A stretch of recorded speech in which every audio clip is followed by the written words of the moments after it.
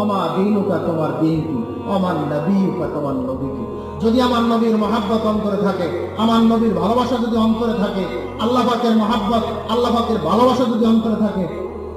বলবো, যখন জিজ্ঞেস করবে মা ওমান নবিয়ুকা, তোমার নবীকে, নবীর রওজা পর্যন্ত, এই আমার কবর থেকে রওজা পর্যন্ত একটা সুড়ঙ্গ খোলা হবে, বর্তমানে ভিডিও কনফারেন্সের মতো দেওয়া হবে। জিজ্ঞাসা করা হবে মান হাযার রাজুল আল্লাযী বুইসা ফীকুম, এই লোকটার চিনো, এই লোকটাকে। যদি আমার গেটআপটা এরকম হয়, রাসূল পাক সাল্লাল্লাহু আলাইহি সাল্লামের অবয়ব আমার অবয়বের মতো হয়, আমার অবয়ব রাসূলের অবয়বের মতো দেখা যায়, এরকম যদি হয়, তখন বলা হবে হ্যাঁ, ইনি তো সেই লোক যার জন্য আমি শীতের রাত্রে ঘরে থাকি নাই, ফজরের টাইমে, ওই সময় আরাম, ওই সময় শীতের মধ্যে উঠতে মনে চায় না, লেপের মধ্যে থাকতে মনে চায়, আমি শুধু এই লোকটার মহব্বতে পড়ে